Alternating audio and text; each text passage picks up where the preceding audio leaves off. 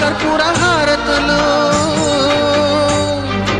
ఇన్నాళ్ళు వేచిన మా కళ్ళు ఇచ్చేను కర్పూర హారతులు.